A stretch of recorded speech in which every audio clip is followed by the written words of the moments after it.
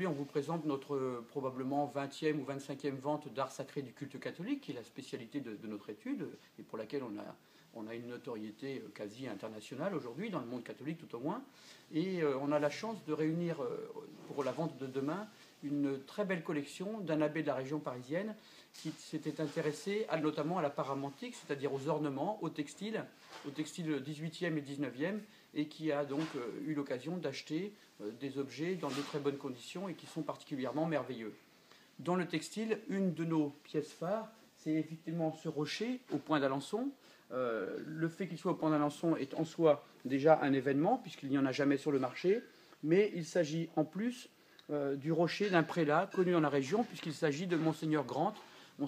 qui était évêque du Mans, mais qui était surtout membre de l'Académie française avant la Seconde Guerre mondiale.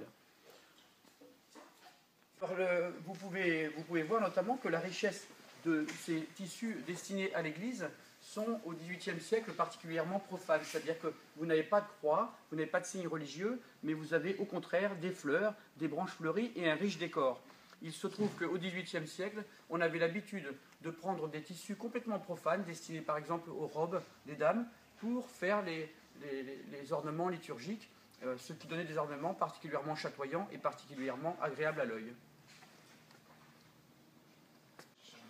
Ici, par contre, nous arrivons à l'orfèvrerie, qui est un des pans également importants de nos ventes d'art sacré. En ce qui concerne l'orfèvrerie, la vedette de la vente sera sans doute cet ensemble que l'on appelle une chapelle, et qui est en vermeil, qui est une œuvre de l'orfèvre Trioulier, qui est de la fin du XIXe. Il se trouve que cet orfèvre, pour ces objets précis, s'est intéressé à toutes les techniques de l'orfèvrerie et les a réunies en une seule pièce. Vous pouvez constater que le décor extrêmement riche et extrêmement divers de ce calice permet de pouvoir retracer toute l'histoire des techniques de l'orfèvrerie. On peut penser que cette pièce a été faite pour une exposition universelle et qu'elle va être un peu la vedette de notre vente en ce qui concerne l'orfèvrerie.